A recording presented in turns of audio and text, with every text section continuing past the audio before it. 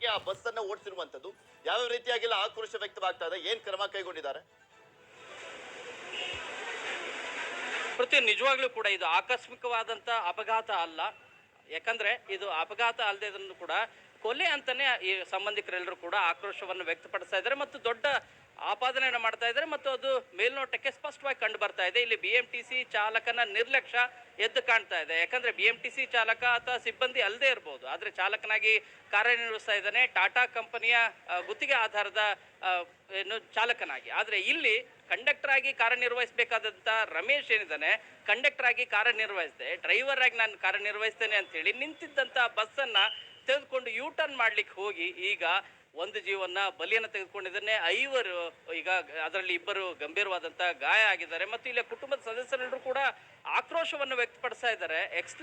ನಿಮ್ಮ ಬ್ರೇಕನ್ನು ಎಕ್ಸ್ಲೇಟರ್ ಅನ್ನೋ ರೀತಿಯಾಗಿ ಒತ್ತಿದ ಪರಿಣಾಮವಾಗಿ ಸಾಕಷ್ಟು ದೊಡ್ಡ ಅನಾಹುತ ಆಗಿದೆ. ಇನ್ನು ದೊಡ್ಡ ಅನಾಹುತ ಆಗೋದು ತಪ್ಪಿದೆ. ಯಾಕೆಂದ್ರೆ ಅಲ್ಲಿ ಮುಂದೆ ಇದ್ದಂತ ಬೀದಿ ಬದಿಯ ಹೋಟೆಲ್ ಮತ್ತು ಮರ ಏನಿತ್ತು, ಡಿಕ್ಕಿ ಹೊಡೆದ ಪರಿಣಾಮವಾಗಿ ಅದರ ಹಿಂಭಾಗದಲ್ಲಿ, ಮರದ ಹಿಂಭಾಗದಲ್ಲೇ ಹೋಟೆಲ್ ಇತ್ತು. ಸೊ ಅಲ್ಲಿ ತಿಂಡಿ ಮಾಡ್ತಿದ್ದಂಥವ್ರು ಬಹಳಷ್ಟು ಜನ ಇದ್ರು, 10ಕ್ಕೂ ಹೆಚ್ಚು ಜನ ಇದ್ರು. ಅವರೆಲ್ಲರಿಗೂ ಕೂಡ ದೊಡ್ಡ ಮಟ್ಟದಲ್ಲಿ ಗಾಯ ಆಗಿಲ್ಲ. ಒಂದು ವೇಳೆ ಏನಾದರೂ ಆ ಮರ ಇಲ್ಲದೇ ಇದ್ರೆ 10ಕ್ಕೂ ಹೆಚ್ಚು ಜನರು ಕೂಡ ಮೃತರಾಗಬೇಕಾದಂತಹ ಪರಿಸ್ಥಿತಿ ನಿರ್ಮಾಣ ಆಗ್ತಾ ಇತ್ತು. ಸೊ ಈಗಾಗಲೇ ಖಾಸಗಿ ಆಸ್ಪತ್ರೆಯಲ್ಲಿ ಈಗ ಏನು ಚಿಕಿತ್ಸೆ ಫಲಕಾರಿ ಆಗದೆ ಸುಮಾ ಅನ್ನುವಂಥ ಯುವತಿ ಏನಿದ್ದಾರೆ, 25 ವಯಸ್ಸಿನ ಯುವತಿ, ಸಾವಿನ ಸಂದರ್ಭದಲ್ಲಿ ಯಾವ ರೀತಿ ಅವ್ರನ್ನ ಮಾತಾಡ್ತಾ ಹೋಗೋಣ ಏನ್ ಹೇಳ್ತಾರೆ ಅಂತ ಹೇಳಿ.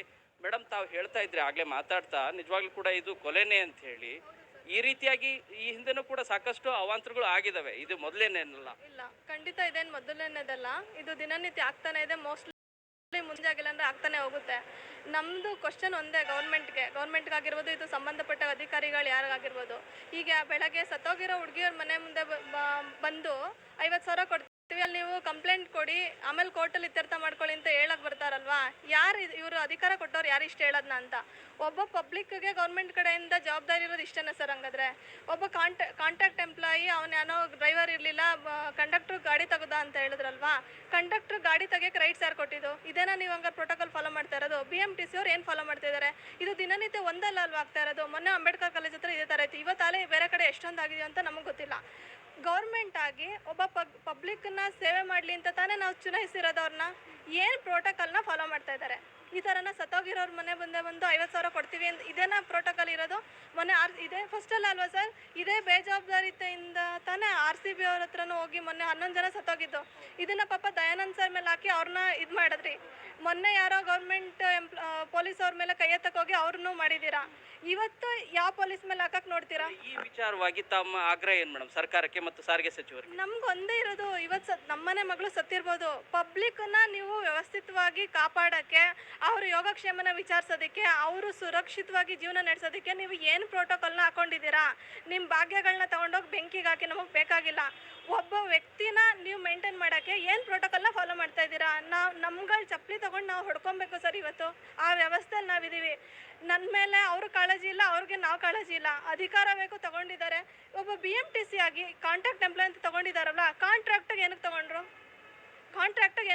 ಹಂಗಾರೆ ಗೌರ್ಮೆಂಟ್ಗೆ ಒಂದು ವ್ಯಕ್ತಿಗೆ ಕೆಲಸ ಕೊಡೋಷ್ಟು ಯೋಗ್ಯತೆ ಇಲ್ವಾ ಇವಾಗ? ಹಂಗಿದ್ರೆ ಇಷ್ಟು ಇಲ್ಲದೆ ಇದ್ಮೇಲೆ ಈ ಭಾಗ್ಯಗಳನ್ನೆಲ್ಲ ತಗೊಂಡು ಇನ್ನೂ ಪ್ರೆಷರ್ ಆಗ್ತಿದ್ದಾರೆ.